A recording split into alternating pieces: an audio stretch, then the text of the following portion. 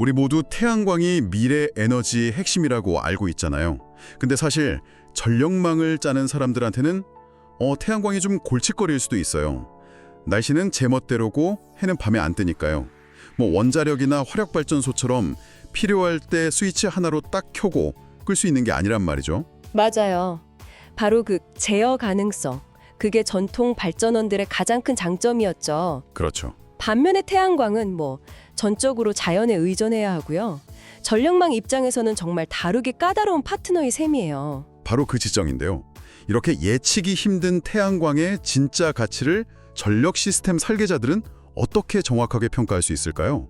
오늘 저희가 함께 들여다볼 자료가 바로 이 질문에 대한 아주 흥미로운 답을 담고 있는 기술 논문이에요. 아, 네. 기존의 그런 단순한 평가 방식을 넘어서 태양광 발전의 그 변덕스러운 특성을 아주 현실적으로 반영하는 새로운 시뮬레이션 방법을 다루고 있거든요.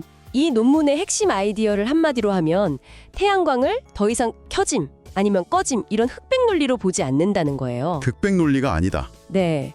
대신에 여러 가지 다른 출력 상태를 가질 수 있는 무지개 같은 존재로 보는 거죠. 그리고 각 색깔이 나타날 확률까지 계산해내고요. 와, 정말 재밌겠는데요. 그럼 오늘 목표는 이 복잡해 보이는 논문을 함께 파헤쳐보면서 엔지니어들이 어떻게 더 똑똑한 모델로 이 재생에너지 시대를 준비하고 있는지 알아보는 겁니다. 100메가와트짜리 태양광 발전소라는 간판 뒤에 숨겨진 진짜 실력, 그게 어느 정도인지 그 숨은 의미를 찾아보는 여정을 지금부터 시작해보죠. 우선 기존 발전소랑 태양광이 근본적으로 뭐가 다른지부터 확실히 짚고 넘어가야 할 것 같아요. 앞서 잠깐 얘기했지만 원자력이나 석탄 발전소 같은 전통적인 발전원들은 계획 세우기가 상대적으로 정말 편하죠. 그렇죠. 가동 아니면 정지, 거의 이 두 가지 상태만 생각하면 되니까요. 물론 갑자기 고장 날 수도 있겠지만요. 맞아요. 논문에서도 바로 그 지점에서 출발해요.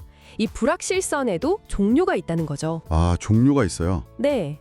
첫 번째는 알레아토릭 불확실성이라는 건데요. 말이 좀 어렵죠. 네, 좀 어렵네요. 이건 그냥 운에 맡기는 불확실성이라고 생각하시면 편해요. 발전기가 갑자기 고장나는 것처럼 본질적으로 무작위적인 사건에서 비롯되는 거예요. 동전을 던졌을 때 앞면이 나올지 뒷면이 나올지 모르는 것과 똑같아요. 아하, 그래서 전통 발전소들은 그 고장날 확률, 그러니까 강제정지율이라고 하죠. 그 숫자 하나만 있으면 이 불확실성을 어느 정도 관리할 수 있었던 거군요. 1년에 몇 % 확률로 고장난다, 이런 식으로요? 정확합니다. 그런데 태양광은 이게 전부가 아니에요. 훨씬 더 중요하고 골치 아픈 두 번째 불확실성이 있거든요. 그게 뭔가요? 바로 인식론적 불확실성이에요. 이건 우리의 지식이 부족해서 생기는 불확실성이에요. 지식이 부족해서요? 네, 예를 들어서 우리가 내일 오후 2시에 구름이 얼마나 낄지, 바람이 얼마나 불지 100% 완벽하게 예측할 수는 없잖아요. 아, 그렇죠. 불가능하죠. 바로 그 지식의 한계 때문에 발생하는 어려움이죠. 와, 개념이 명확해지네요.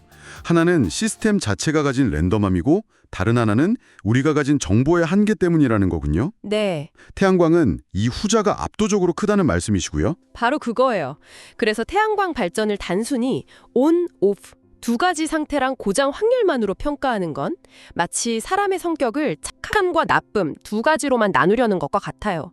현실을 엄청나게 왜곡하는 거죠. 그렇겠네요. 실제 태양광 발전량은 0%일 수도 30%일 수도 70%일 수도 있으니까요. 이 변화무쌍함 자체를 모델에 담아야 진짜 실력을 평가할 수 있게 됩니다. 알겠습니다. 그럼 이제 진짜 궁금했던 부분이에요. 이렇게 예측하기 어려운 대상을 대체 어떻게 수학적인 모델로 만든다는 거죠? 논문에서 다중상태 모델이라는 해법을 제시한다고 하셨는데 이름부터가 좀 심상치 않네요. 개념 자체는 생각보다 직관적이에요. 딱 두 가지 핵심 부품으로 조립한다고 생각하면 쉬워요. 두 가지 부품이요? 네, 첫 번째 부품은 태양광 출력 특성 곡선이라는 거예요. 이건 그냥 태양광 패널의 성능 설명서 같은 겁니다. 아, 성능 설명서요? 햇빛이 특정 세기, 그러니까 일사량으로 내리쫄 때 전기를 몇 %나 만들어내는지를 보여주는 관계식이죠. 예를 들면 햇빛이 가장 강할 때를 100으로 보면 출력이 100% 나오고 햇빛이 절반 세기면 출력 또한 50%가 나온다. 이런 규칙이에요. 오케이. 그럼 패널의 기본적인 스펙이니까 이해가 가요. 그럼 두 번째 부품은 뭔가요? 이게 핵심일 것 같은데요. 네, 맞아요. 두 번째 부품이 바로 이 모델의 심장입니다. 바로 일사량 확률 분포예요. 일사량 확률 분포요? 네, 연구진들이 제주도랑 진주 지역에서 수집한 실제 장기간 날씨 데이터를 전부 분석했어요. 과거 데이터를 보니까 햇빛이 쨍쨍했던 시간은 몇 %고 흐렸던 시간은 몇 %고 아예 해가 없던 밤 시간은 몇 %더라 하는 걸 전부 통계로 낸 거죠. 실제 데이터를 보니 뭔가 특별한 패턴 같은 게 있었나요? 그냥 뭐 골고루 분포하진 않았을 것 같은데요. 아주 특징적인 패턴이 나타났어요. 가장 중요한 건 일사량이 0일 확률, 즉 밤이거나 날씨가 아주 몹시 굳을 확률이 전체 시간의 절반을 훌쩍 넘도라는 거예요. 아, 절반 이상이요? 네. 그리고 나머지 낮 시간대에는 특정 패턴을 따르면서 변동하는데 논문에서는 이게 통계학의 베타 분포라는 것과 아주 비슷하다고 설명해요. 베타 분포? 쉽게 말해서 0의 확률이 몰려있고 아주 맑은 날에 해당하는 높은 일사량이 나타날 확률은 생각보다 낮다는 거죠. 아, 패널 성능 설명서랑 실제 날씨 데이터. 이제 재료는 다 모였네요. 그럼 이 두 가지를 어떻게 버무려서 하나의 모델로 만드는 건가요? 뭐 그냥 곱셈을 하는 건 아닐 것 같은데요? 정확한 지적이세요. 바로 다중성태 모델이 하는 일이 그 둘을 합치는 겁니다. 태양광 출력 특성 곡선이라는 규칙에다가 현실 세계의 일사량 확률 분포 데이터를 입력값으로 넣는 거예요. 아, 그러면 최종 결과물로 태양광 발전소의 아주 현실적인 작동 모습이 그려지는 거죠. 예를 좀 들어주시면 확 와닿을 것 같아요. 네, 논문에 나온 예시를 보면 이렇습니다. 모델을 돌려봤더니 이런 결과가 나오는 거예요. 0MW 출력일 확률 55%, 3MW 출력일 확률 14.5%, 5MW 출력일 확률 8.8%, 7MW 출력일 확률 7.8%, 10MW 출력일 확률 2.8% 이런 식으로요. 와, 이제 더 이상 온오프만 있는 게 아니라 여러 단계의 출력 상태와 그 각각의 확률을 모두 갖게 된 거예요. 비로소 우리는 이 발전소가 단순히 10MW짜리가 아니라 이런 확률 분포를 가진 발전원이라는 걸 알게 된 거죠. 와, 이제야 다중성태 모델이라는 게 뭔지 알겠어요. 마치 흑백 TV로 보던 세상을 UHD 컬러 TV로 보는 느낌인데요. 하하, 그렇죠. 훨씬 더 현실에 가까운 생생한 그림을 그리게 된 거네요. 맞아요. 그리고 이렇게 현실적인 모델이 있어야만 이 발전소가 실제 전력망에 얼마나 도움이 되는지, 즉 진짜 가치를 제대로 평가할 수 있는 출발점에 서게 되는 겁니다. 알겠습니다. 모델 자체는 정말 정교하게 들리네요. 그런데 이런 모델이 책상 위에서만 완벽하면 아무 소용이 없잖아요. 그렇죠. 이걸 실제 전력망에 한번 돌려보면 어떤 결과가 나올지 궁금해지는데요. 논문에서 혹시 그런 테스트도 해봤나요? 당연히 해봤죠. 이론이 현실에서 통하는지 검증하는 게 가장 중요하니까요. 네네. 연구진들은 이 모델을 실제와 아주 유사한 환경에 적용했어요. 바로 우리나라 제주도 전력 시스템을 축소한 모델이죠. 왜 하필 제주도였을까요? 제주도는 섬이라서 육지랑 어느 정도 독립된 전력망의 특징을 가지고 있거든요. 그리고 이미 풍력이나 태양광 같은 재생에너지 비중이 아주 높아서 이런 시뮬레이션을 하기에 정말 좋은 테스트 베드예요. 아, 그렇군요.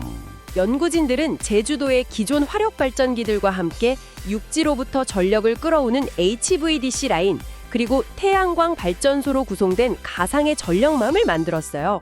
잠깐만요. HVDC 라인요. 그게 초고압 직류 송전이라고 들었는데 그게 시뮬레이션에서 왜 중요한가요? 아주 좋은 질문이에요. 이 HVDC 라인은 제주도 입장에서 보면 사실상 무한한 전력을 공급받거나 남는 전력을 보낼 수 있는 거대한 비상 파이프라인 같은 역할을 하거든요. 아, 일종의 보험 같은 거네요. 네, 그렇죠. 전력망이 불안정해질 때 기댈 수 있는 최후의 보루인 셈이죠. 그래서 이 파이프라인의 존재가 시뮬레이션 전체의 안정성을 좌우하는 아주 중요한 변수입니다. 그렇군요. 그럼 그 가상의 제주도 전력망의 태양광 발전소 용량을 점점 늘려가면서 어떤 일이 벌어지는지 지켜본 거네요. 맞습니다. 총 4가지 시나리오를 설정했어요. 기본 상태에서 태양광 용량이 300메가와트인데 이걸 점차 늘려서 400메가와트, 800메가와트, 그리고 마지막에는 1300메가와트까지 확대하는 시나리오를 만들었죠. 와, 많이 들렸네요. 그리고 우리가 방금 이야기한 그 정교한 다중상태 모델을 적용해서 각 시나리오마다 전력망이 안정성, 경제성, 환경성이 어떻게 변하는지를 아주 꼼꼼하게 분석했습니다. 결과가 너무 궁금한데요. 그래서 태양광을 늘렸더니 정말 전력망이 더 좋아졌나요? 아니면 그 변동성 때문에 오히려 더 불안해졌나요? 결론부터 말씀드리면 아주 놀랍고 긍정적인 결과가 나왔어요. 오, 논문의 표와 그래프를 보면 명확하게 드러나는데요. 세 가지 측면에서 모두 눈에 띄게 개선됐습니다. 첫째, 안정성이에요. 안정성이요? 네, 태양광 용량이 300메가와트에서 1300메가와트로 늘어날수록 전력이 부족해서 공급에 차질이 생기는 시간, 즉 LOL이라고 하죠.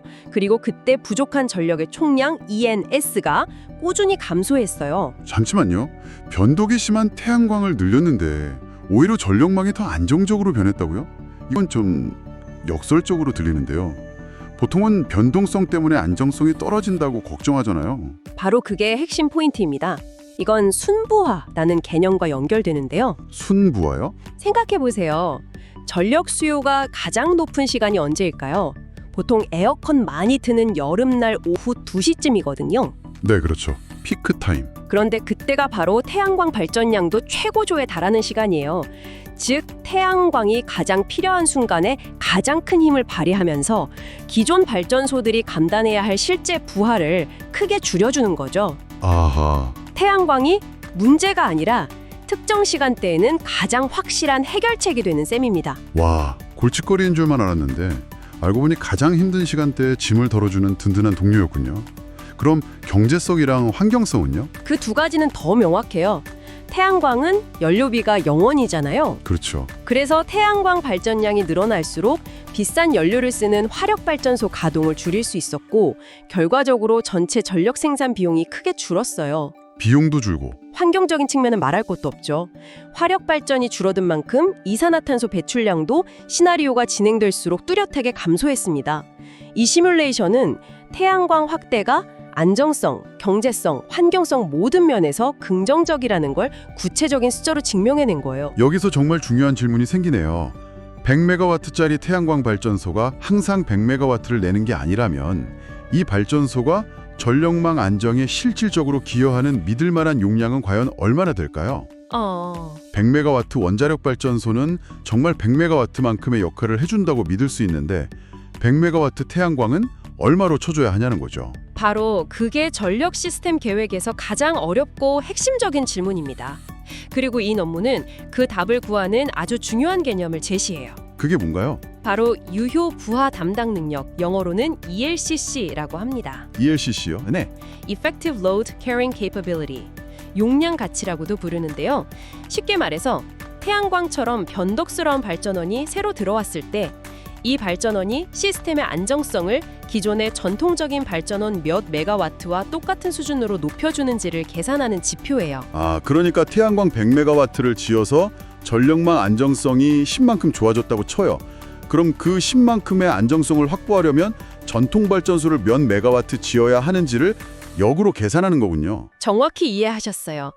전력망의 안정성 수준을 똑같이 유지한다고 가정했을 때 태양광 100메가와트가 추가됨으로써 우리가 추가적으로 감당할 수 있게 된 전력 부하의 크기라고 봐도 되고요. 그래서 그 중요한 값이 제주도 연구에서는 얼마로 나왔나요? 연구진들이 시뮬레이션을 통해 계산한 결과 제주도 전력망의 태양광 설비를 100메가와트 추가했을 때 그 ELCC는 11.7메가와트로 평가되었습니다. 네, 11.7메가와트요?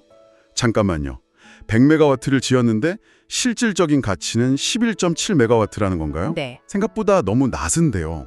어떤 사람들은 그럼 태양광은 비효율적인 거 아니냐고 반문할 수도 있겠어요. 이 숫자를 어떻게 받아들여야 하죠? 그게 바로 많은 사람들이 하는 오해예요. 이 11.7%라는 숫자는 태양광의 발전 효율을 말하는 게 아니에요. 아, 효율이 아니군요. 네, 이건 신뢰도 혹은 안정성 기여도에 대한 평가예요. 즉, 제주도 전력망의 특성 하에서는 100메가와트 규모의 태양광 발전소가 필요할 때 언제든 켤 수 있는 11.7메가와트 규모의 전통 발전소와 동일한 안정성 기여 효과를 낸다는 의미입니다. 아, 해가 없는 밤이나 비 오는 날에는 아무 기여도 못하지만 전력 수요가 가장 높은 낮 시간대에 확실하게 기여하는 효과를 24시간 평균으로 환산한 값이라고 보시면 돼요. 와, 이건 정말 중요한 통찰이네요. 막연히 태양광은 변동성이 커라거나 없는 것보단 낫지 같은 그런 추상적인 이야기가 아니라 11.7%라는 구체적인 숫자로 그 가치를 정량화했다는 거잖아요. 맞아요. 21.7%라는 숫자는 전력망을 계획하는 사람들에게는 황금 같은 기준이 되는 거예요. 기준이 된다. 예를 들어 미래에 100메가와트만큼의 안정적인 전력이 더 필요하다고 할 때 전통 발전소는 100메가와트를 지으면 되지만 태양광으로는 거의 900메가와트 가까이 지어야 그와 동등한 안정성을 확보할 수 있다는 계산이 나오거든요. 그렇군요. 100%도 아니고 0%도 아닌 정확하게 계산된 실질적인 가치. 이게 바로 이 연구의 가장 큰 성과입니다. 오늘 정말 흥미로운 여정이었습니다. 내용을 한번 정리해 볼까요? 오늘 우리는 태양광 발전의 진짜 가치를 평가하는 아주 정교한 방법에 대해 알아봤어요. 네. 기존의 온, 오플 같은 흑백 논리로는 태양광의 진짜 모습을 볼 수 없다는 것에서 출발했죠. 그래서 현실을 제대로 담아내기 위해 확률 개념을 도입한 다중상태 모델이 필요하다는 걸 확인했고요. 실제 날씨 데이터와 패널의 성능을 결합해서 여러 출력 상태와 그 확률을 가진 현실적인 모델을 만들었죠. 그리고 이 모델을 가상의 제주도 전력 시스템에 적용해 봤더니 태양광이 늘어날수록 오히려 전력망의 안정성이 높아지고 비용과 탄소 배출은 줄어든다는 걸 구체적인 숫자로 확인할 수 있었어요. 맞습니다.